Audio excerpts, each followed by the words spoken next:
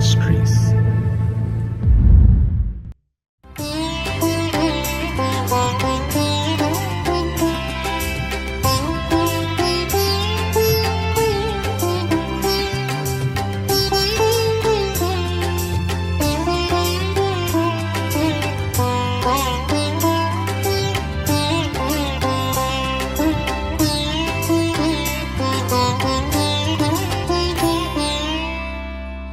கர்த்தருடைய பரிசுத்த நாமம் மகிமைப்படுவதாக.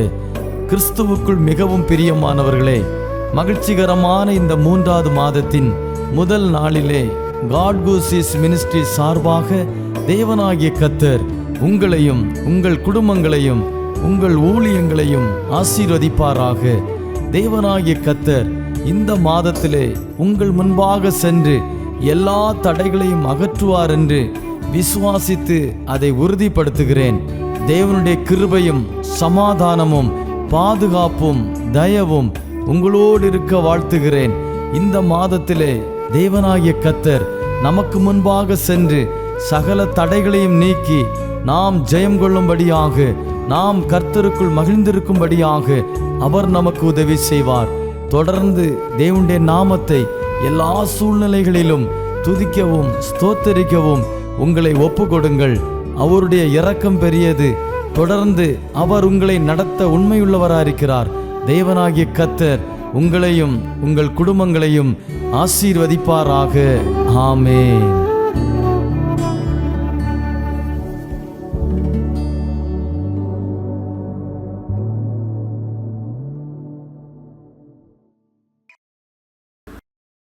സ്തോത്രം. ദൈവനാമത്തിന് സ്തോത്രം, മഹത്വം ഉണ്ടായിരിക്കട്ടെ. അനുഗ്രഹിക്കപ്പെട്ട ഒരു നല്ല വിശുദ്ധ ദിവസം കൂടി കാണുവാനും സ്തോത്രം, വീണ്ടെടുക്കപ്പെട്ട ശ്രേഷ്ഠ ദൈവ മക്കളോടൊപ്പം ദൈവത്തിൻ്റെ മാറ്റമില്ലാത്ത വചനമായി ഒരു സാക്ഷിയായി ഒരിക്കൽ കൂടെ അതേ ദൈവമക്കളോടൊപ്പം ആയിരിക്കുവാൻ സർവശക്തനായ ദൈവം ഒരവസരമൊരുക്കിയതിനായി സ്തോത്രം ചെയ്യുന്നു. പ്രത്യേകിച്ച് ഗോഡ്ഗൂസ് മിനിസ്ട്രിക്കായി, മിനിസ്ട്രിയുടെ സ്ഥാപകനായിരിക്കുന്ന കർത്താവിൻ്റെ ദാസൻ, കൂടെയായിരിക്കുന്ന എല്ലാ കർത്താവിൻ്റെ ദാസന്മാരും ഈ വചനം സ്തോത്രം കേട്ടുകൊണ്ടിരിക്കുന്ന എല്ലാ പ്രിയപ്പെട്ടവരോടുമുള്ള ഹൃദയംഗമായ സ്നേഹത്തെ അറിയിക്കുന്നു.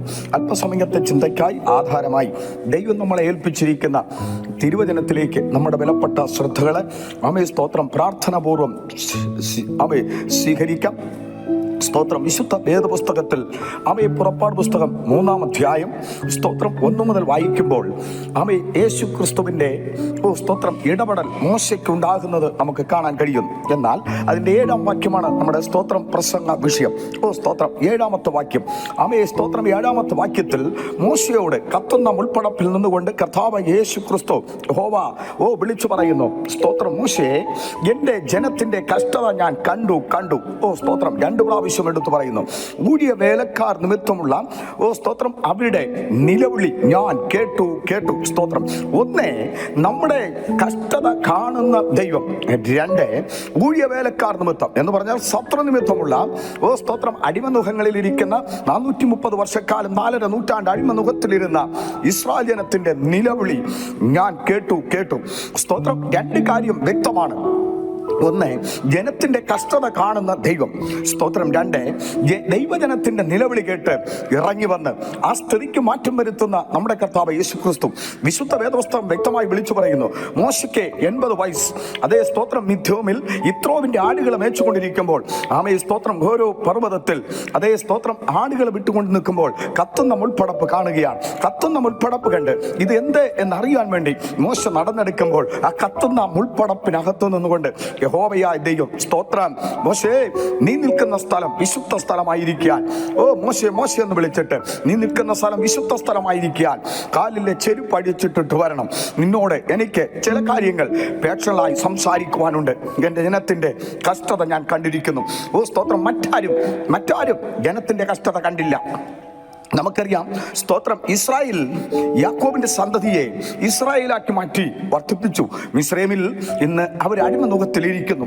അടിമനുഖം എന്ന് പറഞ്ഞാൽ സാധാരണ അടിമനുഖമല്ല. സ്തോത്രം. വിവിധ തരത്തിലുള്ള കഷ്ടതകൾ അവരനുഭവിച്ചു കൊണ്ടിരിക്കുന്നു. ഒരു കാരണവശാലും മുന്നേറുവാൻ കഴിയാത്ത സാഹചര്യങ്ങൾ. എത്രയോ കുടുംബങ്ങൾ, വ്യക്തികൾ ഇന്നും സ്തോത്രം അന്നും അതേ സ്തോത്രം ഒരുപാട് അടിമ നുഖത്തിലായിരിക്കുന്നു. ചിലവർ രോഗത്തിന്റെ അടിമനുഖത്തിലായിരിക്കുന്നു. ചിലവർ കടഭാരത്തിന്റെ അടിമമുഖത്തിലായിരിക്കുന്നു. ചിലവർ സ്തോത്രം കുടുംബത്തിനകത്ത് സമാധാനമില്ലാത്ത അടിമമുഖത്തിലായിരിക്കുന്നു. പലവിധമായ പ്രശ്നങ്ങളിൽപ്പെട്ട് ജീവിതമൊക്കെ തകർന്നിരിക്കുന്ന, നിലവിളിച്ചു കൊണ്ടിരിക്കുന്ന ഒരു നിലവിളിയുടെ ശബ്ദം നമുക്ക് വിശുദ്ധ വേദപുസ്തകത്തിൽ കാണാൻ കഴിയുന്നു. അതുകൊണ്ട് സ്തോത്രം, ദൈവജനത്തിന്റെ കഷ്ടത കാണുന്ന ഒരേ ഒരു വ്യക്തി കർത്താവ് യേശു ക്രിസ്തുവാണ്. മറക്കരുത്. പുതിയ നിയമ ബൈബിൾ നമ്മൾ പഠിക്കുമ്പോൾ ദൈവജനത്തിന്റെ കഷ്ടത കാണുകയും ആമയെ കഷ്ടതയ്ക്ക് തക്കവണ്ണം നീക്കുപോക്ക് തരുന്ന ഒരു നല്ല കഥാവിനെ നമുക്ക് കാണാൻ കഴിയുന്നു. നമുക്കറിയാം, യേശു ക്രിസ്തു സ്തോത്രം ആമയെ എരിഹോവിലൂടെ നടന്നു പോകുമ്പോൾ തിമ്നായിയുടെ മകനായ ബർത്തിമായി നിലവിളിക്കുകയാണ്. ആ നിലവിളിക്ക് സ്തോത്രം തന്റെ കൂടെ ആയിരിക്കുന്ന യേശുവിന്റെ ശിഷ്യന്മാർ പോലും അത് സ്തോത്രം ആമയെ അതിനെ ശ്രദ്ധിക്കാതെ പോകുമ്പോൾ, കൂടെ ആയിരിക്കുന്ന പുരുഷാരം ശ്രദ്ധിക്കാതെ പോകുമ്പോൾ ആമയെ സ്തോത്രം, യേശുവേ ദാവീദ് പുത്ര, നീ എന്നോട് മനസ്സലിയണമേ എന്ന് പറഞ്ഞ് സ്തോത്രം തിമ്നായിയുടെ മകനായ ബർത്തിമായി നിലവിളിക്കുന്നു. ആ നിലവിളി കേട്ടുകൊണ്ട് യേശു തിരിഞ്ഞു നിന്നു. യേശു തിരിഞ്ഞു നിന്നിട്ട് അവനെ കൂട്ടിക്കൊണ്ടുവരുവാൻ പറഞ്ഞു. അവനെ കൂട്ടിക്കൊണ്ടുവരുമ്പോൾ യേശു ചോദിച്ചു, ഞാൻ നിനക്ക് എന്ത് ചെയ്തു തരണം? റബ്ബൂനി, എനിക്ക് കാഴ്ച പ്രാപിക്കണം. അവന് തത്സമയത്ത് കാഴ്ച കൊടുക്കുവാനിടയായി. ആരൊക്കെ ദൈവസേനയിൽ നിലവിളിച്ചിട്ടുണ്ടോ അവരുടെ സ്ഥിതിക്ക് ദൈവം മാറ്റം വരുത്തിയിട്ടുണ്ട്. പ്രത്യേകിച്ച് ശ്രദ്ധിക്കണം, ദൈവമക്കളായിരിക്കുന്ന ഈ നാളുകൾ വചനം ശ്രദ്ധിച്ചുകൊണ്ടിരിക്കുന്ന ദൈവമക്കളെ വിടുവിക്കുവാൻ നിലവിളിക്കുന്നത് പലവിധമായ നിലവിളിയുണ്ട്. ഇരമ്യാവിന്റെ പുസ്തകം നമ്മൾ പഠിക്കുമ്പോൾ ഇരമ്യാവ് നിലവിളിക്കുകയാണ്. ഇരമ്യാവിനോട് ദൈവം ഇറങ്ങി ചെന്നിട്ട് പറയുന്നു, നീ എന്നെ നോക്കി നിലവിളിക്കാം. സാഹചര്യങ്ങൾ നോക്കിയല്ല, നിന്റെ തകർച്ച നോക്കിയല്ല, രാജ്യത്തെ നോക്കിയല്ല, രാജ്യത്തെ ഭരണ സംവിധാനങ്ങൾ നോക്കിയല്ല, വിടുവിക്കുവാൻ കഴിയാത്ത, രക്ഷിക്കുവാൻ കഴിയാത്ത സ്തോത്രം ആമേ ആരെയും നോക്കി നാം നിലവിളിക്കരുത്, നാം കരയരുത്. സ്തോത്രം ആമേ കരയുന്നുവെങ്കിൽ ദൈവസന്നിൽ കരയുക, നിലവിളിക്കുന്നുവെങ്കിൽ ദൈവസന്നിൽ നിലവിളിക്കുക. യേശുവേ, നീ എന്നെ രക്ഷിക്കണമേ, എൻ്റെ കുടുംബത്തെ രക്ഷിക്കണമേ, എൻ്റെ കുഞ്ഞുങ്ങളെ രക്ഷിക്കണമേ. ഇന്നിരിക്കുന്ന സ്തോത്രം സാഹചര്യത്തിൽ നിന്ന്, ഇന്നിരിക്കുന്ന ആമയെ പലവിധമായ രോഗങ്ങളോ ദുഃഖങ്ങളോ പ്രയാസങ്ങളോ വേദനകളോ ആമയെ ഒറ്റപ്പെട്ട അനുഭവങ്ങളോ കണ്ണുനീരോ ആ അനുഭവങ്ങളിൽ നിന്ന് ദൈവം എന്നെ വിടുവിക്കണമേ, എൻ്റെ കുടുംബത്തെ വിടുവിക്കണമേ എന്ന് ആരൊക്കെ ഈ ദിവസങ്ങളിൽ ദൈവത്തോട് ആമയെ ദൈവസന്നിധിയിൽ നിന്ന് നിലവിളിക്കുന്നു, അവരെ വിടുവിക്കുവാൻ സ്വർഗത്തിലെ ദൈവം, സ്വർഗത്തിൽ അടങ്ങിയിരിക്കുന്ന ദൈവമല്ല, ദൈവത്തിന്റെ സ്വഭാവത്തെ ദൈവം വെളിപ്പെടുത്തുകയാണ്. ദൈവത്തിന്റെ ഇടപെടൽ ശക്തമായി അവിടെ വ്യാപരിക്കുകയാണ്. മോശേ, എൻ്റെ ജനത്തിന്റെ കഷ്ടത ഞാൻ കണ്ടു. ആമേ സ്തോത്രം. ഒരുപക്ഷെ അപ്പൻ നമ്മുടെ കഷ്ടത കണ്ടു കാണില്ല, അമ്മ നമ്മുടെ കഷ്ടത കണ്ടു കാണില്ല. സ്തോത്രം. അവരൊക്കെ നോക്കുമ്പോൾ സ്വാഭാവികമായ ഒരു ജീവിതം നയിച്ചു പോകുന്നു. അവർക്ക് നമ്മുടെ ഹൃദയത്തിന്റെ വേദനയോ ആമേ നാം അനുഭവിക്കുന്ന കഷ്ടതകളോ ശരിയായിട്ട് അങ്ങോട്ട് സ്തോത്രം മനസ്സിലാക്കുവാൻ ധരിപ്പാൻ കഴിയാത്ത സാഹചര്യങ്ങളായിരിക്കും. പക്ഷേ ദൈവം നമ്മുടെ കഷ്ടത കാണുന്ന ദൈവമാണ്. നമ്മുടെ കഷ്ടത കണ്ടിട്ട് മാറി നിൽക്കുന്ന സ്തോത്രം അകന്നു നിൽക്കുന്ന ഒരു ദൈവത്തെ അല്ല ഞാനും നിങ്ങളും ഈ ദിവസങ്ങളിൽ ആരാധിക്കുന്നത്. ആ കർത്താവ് സ്തോത്രം തന്റെ ജനത്തിന്റെ കഷ്ടത കണ്ടു. ഊഴിയ വേലക്കാർ നിമിത്തമുള്ള അവരുടെ സ്തോത്രം നിലവിളി ഞാൻ കേട്ടു. മോശേ, അതുകൊണ്ട് അവരെ എനിക്ക് രക്ഷിക്കണം, നീ അവരെ രക്ഷിപ്പാൻ കടന്നു പോകണം. 80-ാമത്തെ വയസ്സിൽ മോശയോട് ഈ ശബ്ദം കേൾക്കുമ്പോൾ മോശ പല വിമിഷ്ടങ്ങൾ പറഞ്ഞുവെങ്കിലും ഒടുവിൽ സ്തോത്രം മോശ ആമയെ സമ്മതിക്കുകയാണ്. എന്തിനെ? ജനം കഷ്ടതയിൽ ഇരിക്കുന്ന ജനത്തെ വിടുവിക്കുവാൻ ദൈവത്തിന്റെ സ്തോത്രം ആമ ഇടപെടൽ അവിടെ വ്യാപരിക്കുകയാണ്. സ്തോത്രം. അതിന് സ്തോത്രം ഫറവോനും സൈന്യവും ശക്തമായി ആമ ഇസ്രായേലിനെ ഉപദ്രവിച്ചുകൊണ്ടിരിക്കുമ്പോൾ, അവിടെ തലമുറയെ ഉപദ്രവിച്ചുകൊണ്ടിരിക്കുമ്പോൾ, ദേശത്തിൽ നിലവിളി ഉയർന്നുകൊണ്ടിരിക്കുമ്പോൾ, ഓരോ ഇസ്രായേലിന്റെ ഓരോ എബ്രാഹിമിന്റെയും കുടുംബത്തിനകത്ത് നിലവിളി ഉയർന്നുകൊണ്ടിരിക്കുമ്പോൾ ആ നിലവിളിക്ക് ഒരു സ്തോത്രം എന്നേക്കുമായി ഒരു ഫുൾ സ്റ്റോപ്പ് ഇട്ട് അതിനെ മാറ്റം വരുത്തുന്ന ദൈവത്തിന്റെ ഇടപെടൽ മിസ്രയീമിൽ ഉറങ്ങിച്ചൊല്ലുകയാണ്. സ്തോത്രം. ഇന്ന് കാലം ഈ വചനം ആരെങ്കിലും വേദനയോടെ ദുഃഖകരമായ അനുഭവത്തിൽ ഒരുപക്ഷെ ഒരു കിടക്കയിൽ കിടന്നോ, ഒരു സ്തോത്രം ആമേ ഒരു യാത്രയിലോ സ്തോത്രം ഒരു ചർച്ചിനകത്തോ വീട്ടിനകത്തോ ഇരുന്ന് വചനം കേൾക്കുന്ന പ്രിയപ്പെട്ടവർ ഓർക്കണം, ആമേ സ്തോത്രം ഈ ദിവസങ്ങളിൽ നമ്മുടെ കഷ്ടത യഥാർത്ഥമായി കാണുന്ന സ്തോത്രം നമ്മുടെ കർത്താവ് നമ്മുടെ കഷ്ടതയിൽ കാണുന്ന മാത്രമല്ല ഇറങ്ങി വരും. നാം നിലവിളിക്കുന്നുവെങ്കിൽ യേശുവേ നീ എന്നെ വിടുവിക്കുക എന്ന് നിലവിളിക്കുമ്പോൾ കണ്ണുനീരോട് നമ്മുടെ ഭാവങ്ങളെ ഏറ്റുപറഞ്ഞ് നമ്മുടെ കുറവുകളെ ദൈവസ്ഥലിൽ സമർപ്പിച്ച് നാം പ്രാർത്ഥിച്ച് ദൈവത്തോടെ നിലവിളിക്കുമെങ്കിൽ ആമേ സ്തോത്രം ഏത് വിഷയത്തിലും ദൈവം ഇറങ്ങി വന്ന് ആ വിഷയത്തിനകത്ത് ഒരു വലിയ സ്തോത്രം നീക്കുപോക്ക് തരാൻ, ഒരു വലിയ മാറ്റം തരുവാൻ, ഒരു വലിയ വിടുതൽ തരുവാൻ, ഒരു വലിയ ദൈവപ്രവൃത്തി വെളിപ്പെടുവാൻ, ഒരു വാഗ്ദത്തത്തെ തരുവാൻ കഴിവുള്ള കർത്താവായ യേശു ക്രിസ്തു ഈ പൽക്കാലം നമ്മുടെ നടുവിൽ ഇറങ്ങി വന്നിട്ടുണ്ട്. ഓ സ്തോത്രം. അതുകൊണ്ട് ആമേ സ്തോത്രം, തിമായിയുടെ മകൻ വ്യർത്ഥമായി മാത്രമല്ല നിലവിളിച്ചത്. സ്തോത്രം, അനേകർ പുതിയ നിയമത്തിൽ നിലവിളിക്കുകയാണ്. നയീൻ എന്ന പട്ടണത്തെ കുറിച്ച് പഠിച്ചാൽ, ഓ സ്തോത്രം, യേശു ക്രിസ്തു പട്ടണവാതിൽക്കൽ എത്തിയപ്പോൾ പട്ടണത്തിന്റെ അകത്തുനിന്ന് പുറത്തേക്ക് ഇതാ സ്തോത്രം വിധവയുടെ മകൻ മരിച്ചു. അവനെ സ്തോത്രം മറവ് ചെയ്യാൻ കൊണ്ടുവരുന്നു. ഒരു നിലവിളി ഇവിടെ ഉയർന്നുകൊണ്ടിരിക്കുന്നു. ആ വിധവയോട് ദൈവം പറഞ്ഞു, നീ കരയണ്ട. ഓ സ്തോത്രം, നീ കരയണ്ട. നിന്റെ കഷ്ടത, നിന്റെ സ്തോത്രം നഷ്ടം നികത്താൻ എന്റെ യേശു കടന്നു വന്നിട്ടുണ്ട്. ആ മഞ്ചലത്തിൽ തൊട്ടു. ഓ സ്തോത്രം, യുവാവേ എഴുന്നേൽക്ക എന്ന് പറഞ്ഞു. നിലവിളി അവിടെ നിലച്ചു. ലൂക്കോസിന്റെ സുവിശേഷം 7 വിളിച്ചു പറയുന്നു, ഓ സ്തോത്രം, ഒരു നല്ല പ്രവാചകൻ എഴുന്നേറ്റിരിക്കുന്നു എന്ന് പറഞ്ഞ് ആമേൻ ദൈവത്തെ ശക്തമായി അവർ മഹത്വപ്പെടുത്തുവാൻ ഇടയായി. അങ്ങനെയാണെങ്കിൽ സ്തോത്രം, ഈ ദിവസങ്ങളിൽ ദൈവത്തിന്റെ ഇടപെടൽ, ഓ സ്തോത്രം, നിലവിളിക്കുന്ന ആമേ സ്തോത്രം, ഓ കഷ്ടത അനുഭവിക്കുന്ന ദൈവമക്കളുടെ ഇടയിൽ ഉണ്ട് എന്നുള്ളതിന് മാറ്റമില്ല.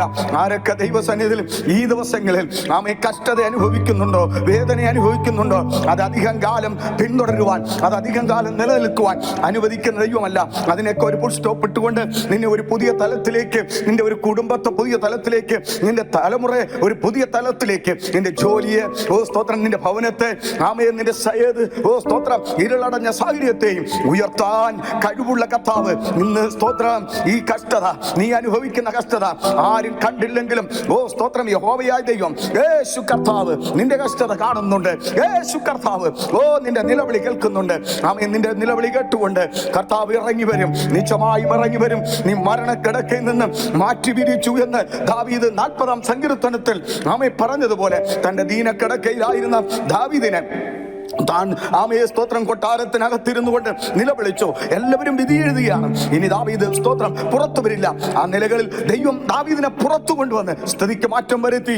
ഇസ്രായേലിന്റെ നിലവിളി കേട്ടുകൊണ്ട് ആമേ അവര് ഊഴിയവേലക്കാർ നിമിത്തമുള്ള അടിമനുഖങ്ങളിൽ നിന്ന് അവരെ വിടുവിച്ച്, ഓ സ്തോത്രം, ദൈവം വാഗ്ദത്ത കനാനിൽ എത്തിച്ചുവെങ്കിൽ വിശ്വസിക്കുക, ദൈവത്തിന്റെ മഹത്വം കാണും നിശ്ചയം. ഈ ദിവസങ്ങളിൽ ആമേ നാം ആയിരിക്കുന്ന ഏത് അടിമനുഖമാകട്ടെ, ഏത് കഷ്ടതയാകട്ടെ, ഏത് പ്രതിസന്ധിയാകട്ടെ, ഏത് വേദനയാകട്ടെ, ഏത് ഇല്ലായ്മയുടെ അനുഭവമാകട്ടെ, ആമേ ആ ദുഃഖകരമായ അനുഭവത്തിൽ നിന്ന് സ്വർഗത്തിൽ ദൈവം നാം സ്തോത്രം കഷ്ടതയിൽ നിന്ന്, ആ കഷ്ടതയിൽ നിന്ന്, ആ നിലവിളിയിൽ നിന്ന് വിടുവിച്ച് മഹത്വപ്പെടുത്തും എന്ന് നമ്മൾ വിശ്വസിക്കുമെങ്കിൽ ദൈവകരം ഈ പകൽക്കാലം ഈ വചനം കേട്ടുകൊണ്ടിരുന്ന എല്ലാ ദൈവമക്കളും ഇറങ്ങി വന്ന് അവരുടെ കുടുംബങ്ങളിൽ ഇറങ്ങി വന്ന് അവരുടെ തലമുറയിൽ ഇറങ്ങി വന്ന് അവരായിരിക്കുന്ന സാഹചര്യത്തിൽ ഇറങ്ങി വന്ന് അതിന് വിടുവിച്ച് പുറത്തു കൊണ്ടുവരുമെന്ന് എന്നെ ഒരു ഉയർന്ന നിലയിലെത്തിക്കുവാൻ ദൈവം തൻ്റെ പരിശുദ്ധാത്മാവിനാൽ സഹായിക്കട്ടെ എന്ന് പ്രാർത്ഥിച്ചുകൊണ്ട് ഒരു നിമിഷം ഈ കണ്ണുകളടയ്ക്കാം.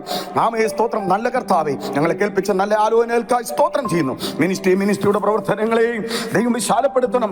യേശുവേ സ്തോത്രം.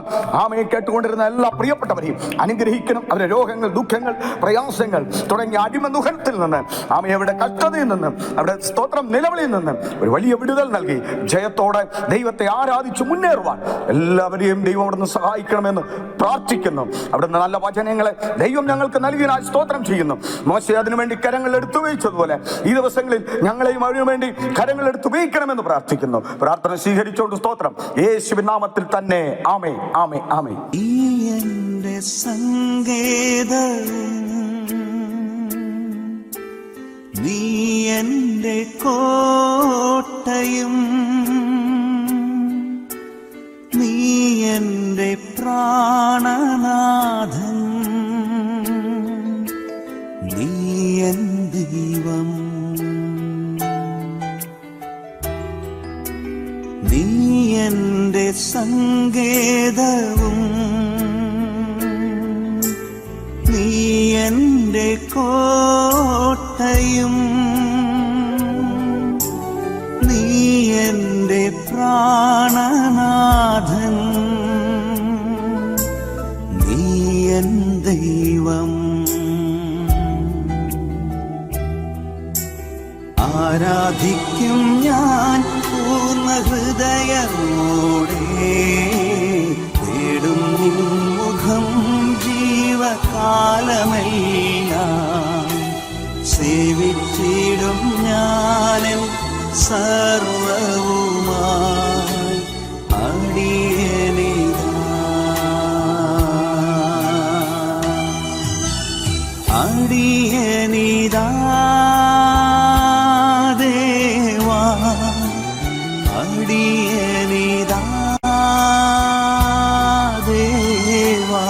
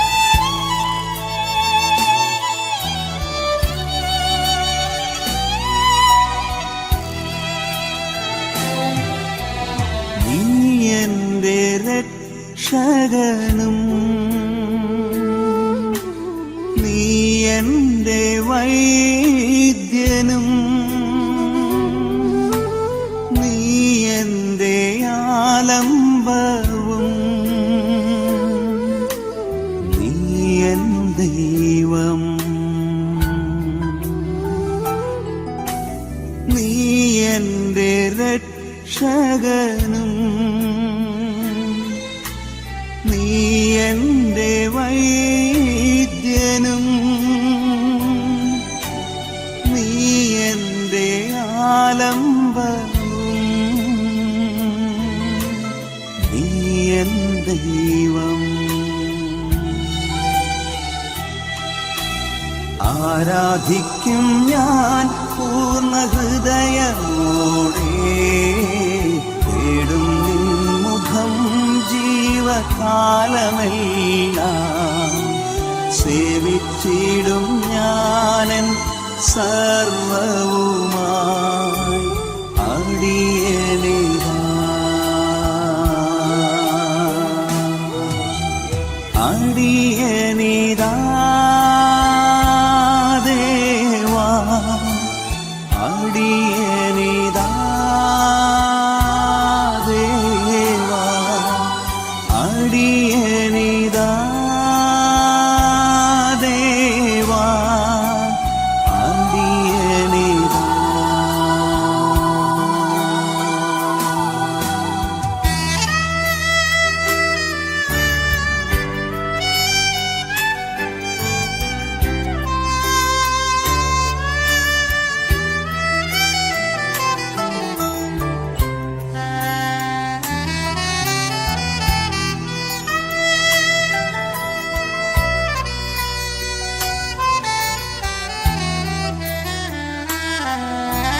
നീ എൻ്റെ പാലകനും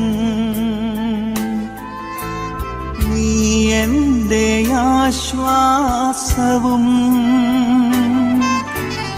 നീ എൻ്റെ മറവിടവും, നീ എൻ ദൈവം. നീ എൻ്റെ പാലകനും നീ എൻ്റെ ആശ്വാസവും,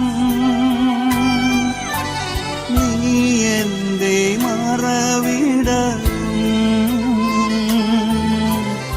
നീ എൻ ദൈവം.